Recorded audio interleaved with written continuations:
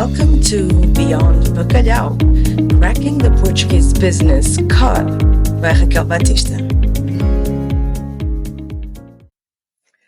Hi, everybody, and welcome to the 8th episode of Beyond Bacalhau, Cracking the Portuguese Business Code.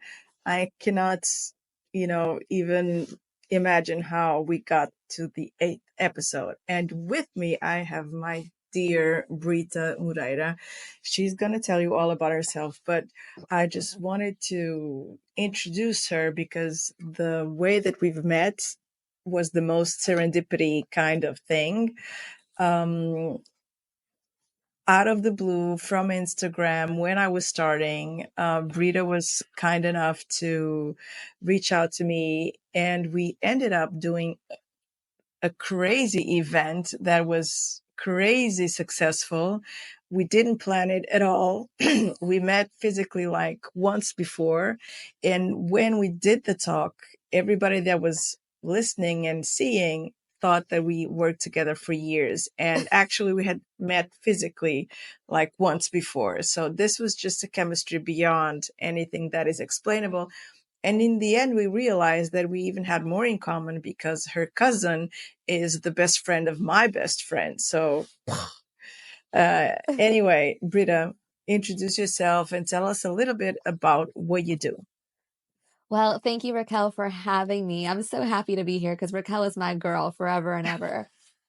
Yes, exactly. My name is Brytta Moreira, and I am a yoga teacher, and I help yoga teachers and people in the wellness world make money. Basically, I've been in the yoga industry for 12 years, making that money. That's right, and I fiercely believe in people in the wellness industry just having a way to pay themselves. So I teach people how to keep their yoga studio doors open, how to sell out their retreats, their yoga teacher trainings, any type of event, whether it's wellness or wellness in business or something else. I just want people in the wellness industry to know that they can financially support themselves. And not only do I have a yoga background, but I've been in the marketing and sales industry since I was 18. So I bring both of those backgrounds into teaching people how to build a wellness business that serves them. And yeah, that's what I do.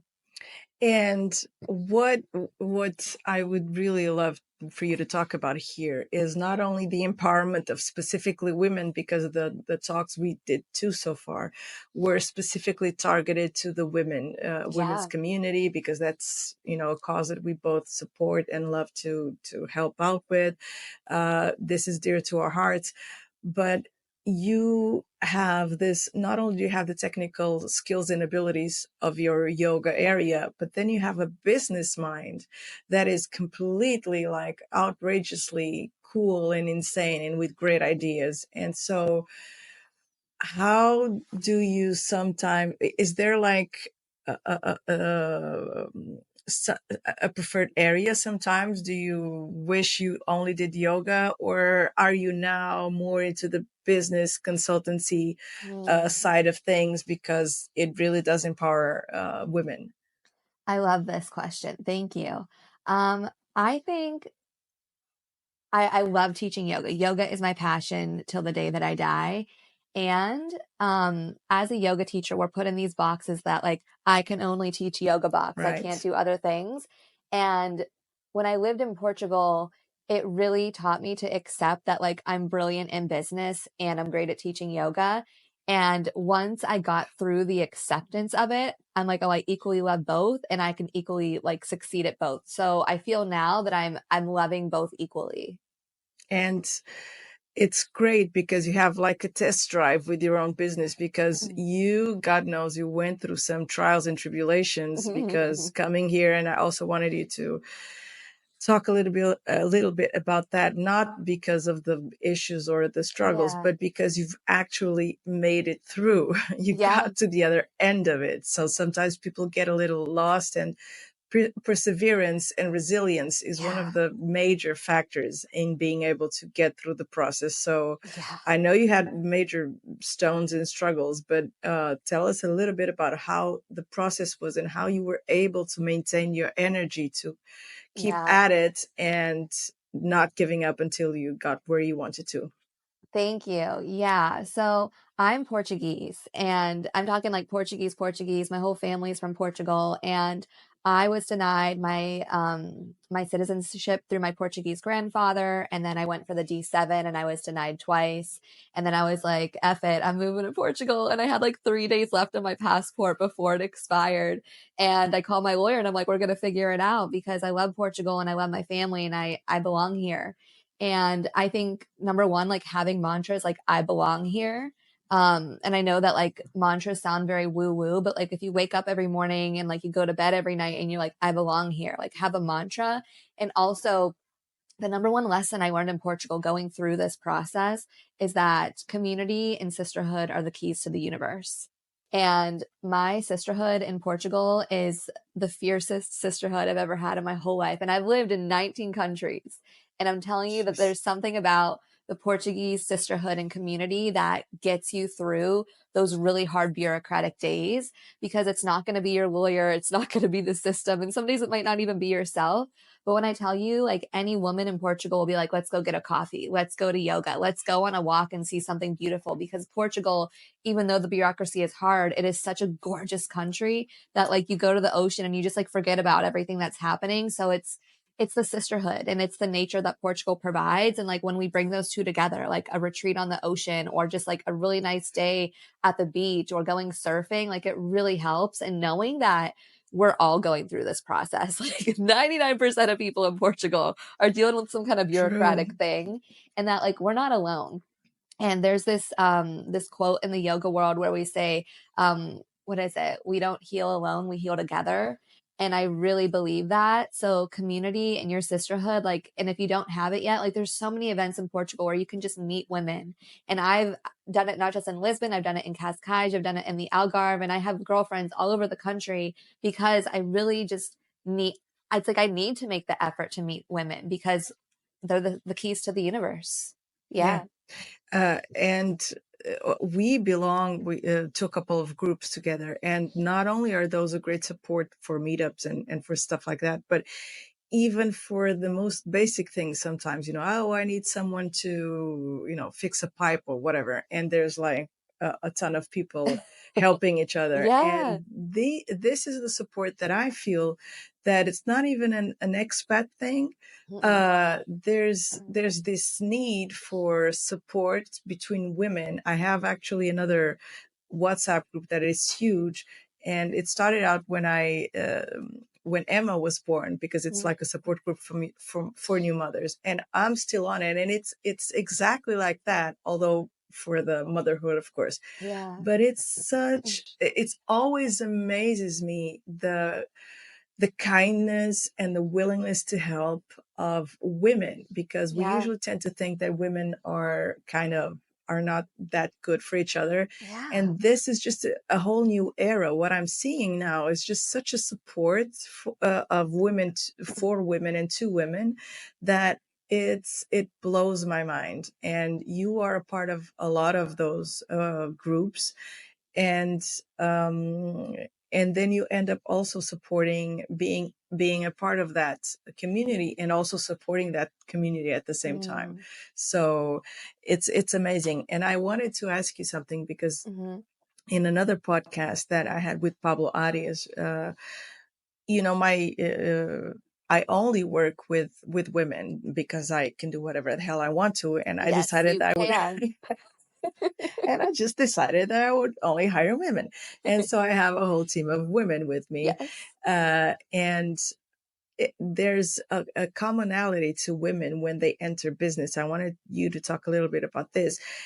He was saying, we have an idea, we have to go for it. We know it's not going to be 100% perfect, but we do it. It's trial and error, and all the mistakes that we do will serve as lessons. And I was looking at him as I was like, women don't think like this. Like No. women, before they take like the littlest step, we have to like plan it in our heads and make sure everything is okay. And we only go Imperfect. ahead if we think there's like 99% chance that it's Yep. going to go good. So tell me a little bit about how you feel women are able to get into business, and if you feel any difference at all in this community of women that start businesses. Yeah, I love this. I, since living in Portugal, have really been in my masculine and have been starting actually taking masculine approaches to things because I'm like, I'm in charge, unfortunately. Like, I'm like, there's no oh other man, way. yeah. I'm like, just let me in charge. And I'm learning that it's like I'm all about like we're not launching this until this is like 99% perfect. And then like I see like how men just navigate in life and business and it's like they just like it's not always good and they Wing just it. go for it and they believe in themselves. And I'm like, "You know what? I'm going to start acting like this." Like I launched my website yesterday and And it's not now, I know I'm so congrats. excited bryttamoreira.com and it's not like perfect yet. And guess what? I want to get clients in London. So like this website is launched. It's going to be great by Thursday. And I am like going to networking events today to like go and show people my website and what I do because it's like I'm here to serve. I'm not here to be perfect. I'm here to serve. Exactly. And I really believe and hope that like women who are listening to this that like this is their approach. Like you don't have to be perfect. Perfect is boring.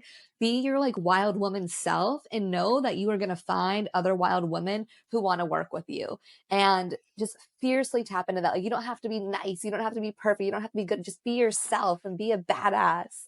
And that is who you're going to attract. And also that we don't have to have all the plates spinning. So because that's another thing that I say when anybody asks me, "Oh my God, you're doing so much, you're doing so well, how do you do it all?" I don't. So Exactly. We have other there's women to support us. and not only that, we need a lot of backup, and we need a lot of help. We need to Yeah. delegate. But if I'm doing great in one area, it's for sure that I'm shitty in other areas. So I gave an example in Accounting. December that like I got rid of a lot of clutter in my house and I did a lot Good. of things. But for those 2 weeks that I just like shut down the business, then I was completely crazy in January when I started over because everything, there it was chaos.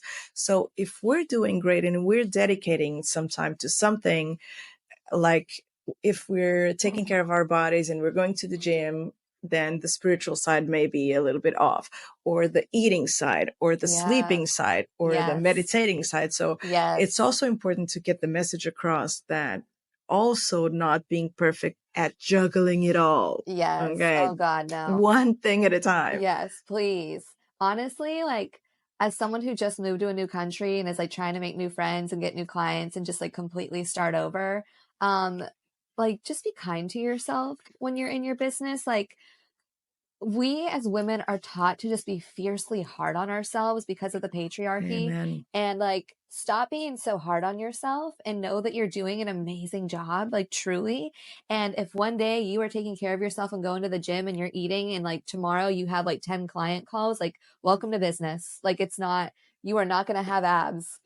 Yes. Like you are not here to be like some Instagram influencer. Like you are here to be like human and like beautifully human and knowing that like entrepreneurship is like the hardest thing in life and congrats on doing it because if you can be an entrepreneur you can do anything in this life and you're going to show people that you don't have to be perfect but that you can be human and that is like what social media and having an online business is all about because we all go on these stupid apps because we're so like I don't know, like bored or like emotionless or feeling too much in our own lives. So we go on these like social media things to To find human zone out. connection. And it's like, what if we can create human connection online? And that's how we build a business. Yeah, that fantastic. I mean, that's what I think. It's funny that I think all of that, all of those technologies have now made us regress to a place where we don't want to use that much technology anymore. I mean, I'm about to change my smartphone to a dumb phone because I'm done with all the notifications and stuff. Uh, I love you. so I think, I mean, more and more I feel the need to simplify and get back to like 1980 or whatever, Same. because, even this, Oh, I love that. the joy of taking a picture and not and having it physically in your hands. These are the things that I certainly did when I was younger, when dinosaurs were around and such. But we are getting, I think, so fed up with technology Yeah, that we find ourselves in need to get back to some more humane and hands-on things. I don't know if you feel that, but I I certainly agree. do. I'm like deleting apps from my phone every day. Like I think I only have Instagram and TikTok on my phone, and Yeah. I have Pinterest, and it's the only reason I have Instagram is for my business and the other ones are for joy and humanness. But like I'm all about the dumb phone. I saw like a Barbie flip phone the other day and I'm like, it's calling my name. That's Yeah. the one. No, precisely. I mean, unfortunately, I have to carry my business around wherever Hmm. I go because I want to have that flexibility. But certainly knowing how to turn off notifications and not having certain, like, I don't have Outlook on my phone, and things like that are very important. Um, Tell me, how the hell do you juggle everything in your life, from the help that you give your clients to the teaching yoga, and you have the most wonderful studio with the most wonderful view of Lisbon. Tell me a little bit about what that felt like to actually have a space like that with that view, Yeah. and to materialize what you had in your head for such a long time. I love this question. Before I moved to Portugal, I was a traveling yoga teacher. I traveled the world and taught yoga most of my 20s, and I was staying in Southeast Asia in, was it Vietnam? And it was like the super touristy area, and I was like, I really just need some calm yoga. And one of my nomadic friends was like, you should go to this girl's studio, she teaches yoga out of her home. And I was like, great, this sounds great. So I pull up, and she like has yoga mats in her living room. There's like a TV on one side and couches on the other, and I'm like, this is weird, and like I'm here for it because like my body hurts and I really need some yoga. And it was one of the best, most articulated yoga classes I've ever taken Wow. in my life. And it was accessible because I didn't have to like wear some fancy yoga clothes. I could just pull up in some travel clothes and a mat and just practice in our home. And I was like, to this day, I'm like top 5 yoga classes I've ever taken in my life. And years later, I'm like coming back to Portugal, and I had this idea of the yoga hostel. I'm like, I'm going to open this big hostel. But then Portugal, there was like some new laws around hostels. So I was like, I don't know if it's going to work. And I found this space in Graça. And if you have not been to Portugal, Graça is like the highest neighborhood in all of Portugal. It's like a freaking mountain. And there's this flat that I found that has a stunning view of the city. And it's crazy. I knew it was going to be mine when I got there because I could see my late grandfather's flat from it. And I used to spend time with him and Wow. my grandmother there. And I'm like, this is like universal. Like I knew this. And I told the realtor this, and I was like, listen, like that's my grandfather's flat. I want this space. It was This is going literally, to happen. yeah. And do you know what she did? There were other people in front of me to get the flat, and she put me at the top of the list, and I got it. Wow. And that was like, I call it a Portuguese deal because she was Portuguese, I'm Portuguese, my grandfather's Portuguese. I was like, that was some Portuguese magic there. And the flat is my house. Like I live in the back, and then the front room I turn into the studio because it has the Miradoro view. And I really believe in like sharing magic with the world. I'm like, why should I keep this to myself? Let's invite women into my home. And I wanted it to be only women because it's my home. So like safety. And I'm like, let's teach women to come home to themselves through yoga, because every woman I met in Portugal, like we're all struggling to like develop homes for ourselves, like cultivate home Hmm. within, cultivate a home like that we live in. And I'm like, well, let's bring them into my home. We're going to have yoga mats and mismatched teacups, and we're going to practice yoga and dance and drink tea together and like be in sisterhood And together. celebrate. Yes, like how hard it is to create home within ourselves and within Portugal. And let's have a safe space to celebrate this and to move through this and to feel all the feelings that we go through in Portugal as sisterhood, as community. And that's what I created. And it's been happening for a little over a year and a half. And it's like travelers come, people who live in Portugal come. I don't even know who's like going to show up some days. And I used to do it 7 days a week. And then I realized I do not want to do what I love 7 days a week because I don't want to get a burnout. doing what I love. So I only teach on weekends. I have my retreat in sales business Monday through Friday, and that's how I organize it. And I really enjoy that and recommend it. Like if you have multiple passions that you want to make money from, Hmm. find a way to like separate it so you don't get burnt out from either one. And that's how I do it. And it's going really well. And I also am launching an online studio this week because I've taught all over the world and I want to bring like all my 10 years worth of students into an online space because yoga, it's accessible if we make it accessible and you can practice it in your home. You can practice it in a hostel. You can practice it at a hotel. Let's create an online space as well so we can bring everyone together. And that's what I'm doing. And it's working. Yeah, Yeah. I was about to ask you about your retreat part of the business because I Yeah. think that's amazing. So please tell us a little bit about what is that area of business. How do you help people with, or what do you help people with when it comes to retreat? Because retreats are a huge tendency that I'm seeing.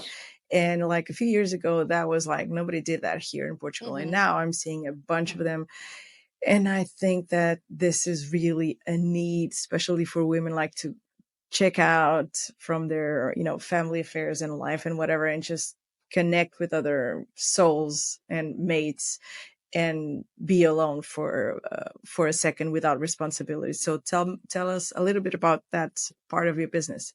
Yeah, so that business started because of Portugal.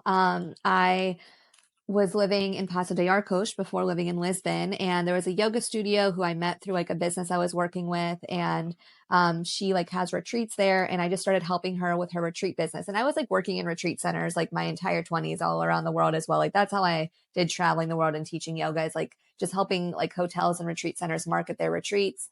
And then I just started getting clients in Portugal that way. And retreats, if you don't know what it is, it's basically this like holistic vacation that you can take, or holidays that you can take, where for anywhere between like 2 to 30 days you can choose. You go on this holiday where all your meals are prepared. You have daily holistic classes like yoga, meditation, massage, sound healing, saunas, like anything to take care of your body. And you have time off to rest or to go hiking or go to the beach. And it's basically this stunning like Dream. vacation package where you are taking care of, like you're not in charge of planning any of it. You're just in charge of showing up and enjoying it. Raquel, we need to go. Yes, exactly. I was like salivating. Dum, dum, dum. We need Jesus. like a business owner one. And I teach retreat centers and retreat hosts how to sell out their retreats because of my background in sales and marketing. And it started working in Portugal. And then I started getting clients all over the world. And my clients just started selling out their retreats after working with me. So I help people rewrite the copy of their website and their landing pages, their retreat listings. I go over their like their money plan, like their financial plan, their Hmm. budget. Um, I go over like we do a huge like social media deep dive on like whichever platforms they're on. I teach them how to sell on calls. I teach them how to sell in the DMs. I teach them how to just talk to people about what they love and to get them in the mindset of like, this isn't an expensive hobby. Retreats are a business and you can profit from it. And you can make anywhere from 10K to 97K per retreat that you host. So like it is financially abundant if you choose to invest in the marketing and sales side of it. Like you can't just post about it one time and expect people And to come. Like disappear. it's like a business, you have to talk about it every day like a broken record. And that's what I teach people to do. And the reason I do this is because I fiercely believe that yoga is here to change the world. And if that means doing it through retreats and showing people that there are alternative ways to live in the society and world, then we're going to do it that way. If it's teaching people how to release burnout by taking care of their bodies or releasing back pain, we're going to do it because historically it was the yogis who changed the world, like back in the day when yoga started. And it's the yogis who are here to change the world today. And that's why I have my yoga studio and it's why I have my retreat business. Well, I mean, we have we have to talk. We're going on a retreat, people. Yeah, we have to talk.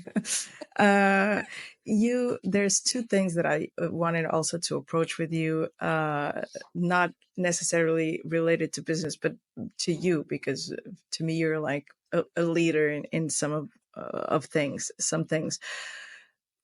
I realized yesterday or the day before, I was talking with another client, and that person asked me, what was your big, hairy, bold dream that you had 5 years ago or 10 years ago, whatever.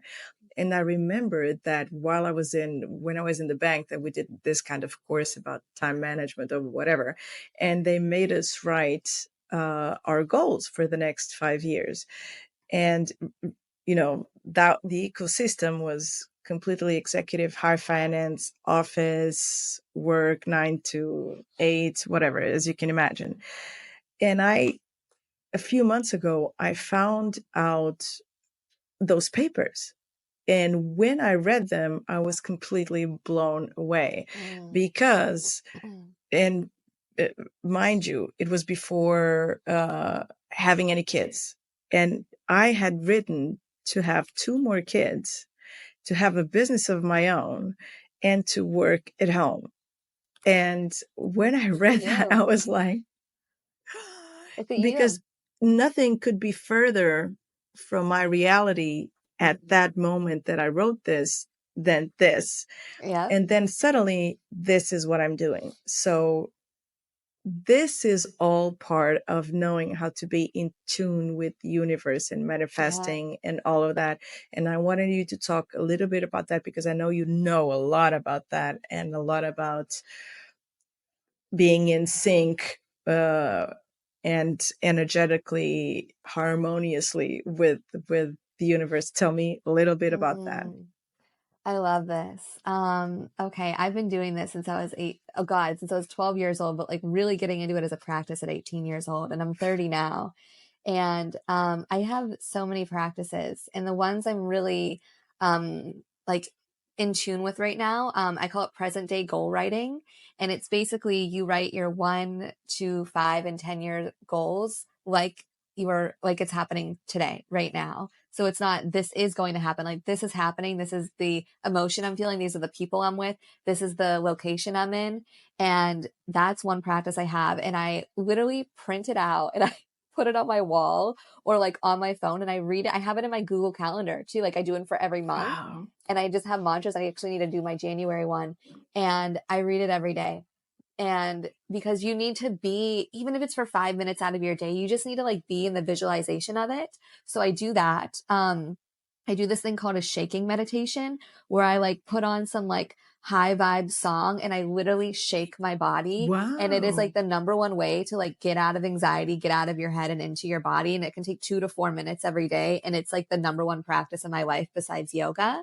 And I make vision boards. So I've been vision boarding since I was 12. It's very trendy right now. I was doing it Yeah. before everyone found out about it. And I'm so glad everyone's finding out about it. And it's basically, you can do it 2 ways. If you're like an arts and crafts person, pull out some magazines, some glitter, tape, markers, same. And like you create this big like billboard of like your dreams. Or if you're like an online person like Raquel and I, you can go on Canva and like create a little vision board and make it as your laptop and phone background. And when Oh, I I hadn't run it. Yeah. go Good go idea. do this. When I tell you it works, so like I just moved to London and I tell you I put a London, like 3 London photos on this and exactly what's on my vision board is happening in real life. And I'm like, like Yeah. I am like, it Amazing. is crazy. So like I have money on there. I have like love I'm calling in. I have yoga retreats. I have like sisterhood in London and it's all happening right now. And it's like crazy that when you see it every day on your phone, on your laptop, because we're always online, Yeah. it happens because it's putting you in the mind space of it. So I'm not saying you have to have like a million practices, like have practices that work for you. Some people like journaling. I really like poetry, like writing it. So like whatever practices work for you, make it a daily practice. And it's like, I know as business owners, we don't even have time to eat some days. We don't have 2 minutes for ourselves. Please like put it on your calendar that like whatever your practice is, put it on there and dedicate yourself to it, because on your worst days in business and your best days in business, it's your practices that are going to That carry help you you. through. I'm telling you this as someone who is just like changing my whole life right now. It is my practices. So pick a practice, pick two, whatever, and do it every day. I know a meditation mantra that's like, do a 1 hour meditation every day, and if you're very busy, do a 2 hour Yeah. meditation a day. Like, So okay. that does help. And I started to learn this 2.5 years into the business, because I was getting at a point where I wanted to catch everything and I wanted to be everywhere and I never wanted to miss out on any opportunities. And then finally I realized that I was almost about to get burnt out again. Mm, And I made it a point to not blame myself, but quite the contrary, to include the need of taking care of myself. And I've blocked all mornings until 11 a.m. because I want to go get the kids to school in tranquility, and I want to go to the gym. And that has made a huge difference in my emotional state of being. And it doesn't mean that I even go every day to the gym, but to lock those 2 hours in the schedule means that if I go, I go, and if I don't, I have that time to do anything else that I didn't have planned. So that is a huge, huge need. And we tend to feel guilty when we take care of ourselves, when we do some mm. self-care, and we really have to get away from that idea. Yes, we have to take care of ourselves. You like we need to drink water every day. We need to do something that moves our bodies because as business owners, we're up here a lot, we're intellectualizing, and it's like, no, we need to be in our bodies. So I know that it's hard, like the whole like meditate for 2 hours thing. I wish I had the time to do that because it sounds blissful, but maybe it's like brewing a cup of tea in the morning and like taking 10 minutes to sit in silence Yeah. and like whatever you need to do, but know that like your business is going to thrive because you're taking care of yourself. This is like the most wonderful podcast. Just to end this, and this was a lovely time, and I really have to thank you, Brytta, for being here and talking to me about all of these things which are really important for women, and especially women entrepreneurs. You're such an example. People, Mm. go into Brytta's website, go check her socials. It's like mind blowing, and it's beautiful, by the way. So really do this. Just the last question, or an issue or a topic that I really wanted to talk to you about, because you approached this feminine and masculine energy, and how Yeah. to, I just found out, a few years ago that Same. this even existed. So how do we uh, how do we are get comfortable with the fact that Yeah. there are these two different natures Mm. and energies, and how do we navigate these Yeah. differences? I used to believe that this was like the dumbest thing in the world, and I thought it was like something that wasn't real. I was Uh, like, I'm tired of talking about feminine and masculine. And then I realized as a business owner how much in my masculine I'm in, and that I had like been depriving myself of like just like being more in flow. Because in Portugal, I have forced so much to happen. And then I came to London and everything's been flowing. And I'm like, oh, like like everything in me craves flow right now because I have not been allowing it in my life. And I think it's noticing like what parts of ourself are shut off that need to be turned back on. And whether that's a masculine thing or a feminine thing, like maybe you are so much in flow that like nothing is planned in your life and you could use a little bit more structure, a little bit more guidance. Or maybe you're like me where I like plan so much that it's ridiculous and I have no time for flow in my life and I don't even know what flow feels like. So maybe notice where you're feeling a little bit like off balanced in your life and how you can bring that balance back in. Like, I don't even see it as like feminine or masculine. It's just like, how can I just be more in balance with myself? Like, how can I tune in and honor both sides of myself? Um, yeah, like just where are we off kilter and how can we bring ourselves back to center yeah, to ourselves? that's I think that's one of the key things, and especially to get us off of that narrative of, if any woman talks about feminism or Yeah. women's rights or whatever, oh, you're a feminist, or no, Yeah. it's, well, It's so much bigger than that. for sure, but it's not against men. No. It's quite the contrary. I mean, it's assuming the humanity in all of us, Yeah. but also having a clear vision of what the reality is and what the society is, and what Yeah. sometimes things that we don't even realize because they're so ingrained uh, hurt women. And Yeah. so we are finally finding a voice, finally getting out there a lot of things that through centuries happened. And so it feels good to be able also to convey that it's not one against the other. Never. It's everything complements each other in the universe, and there's not in one individual, it's not just a feminine or a masculine, as you've talked about. It's Mm-mm. there's two energies, and I think that is very important to get harmony and to Yeah. get us off the fighting mode Yeah. about that. I agree. In my business, my mantra is teach yoga, make money, shine brighter than the patriarchy ever could.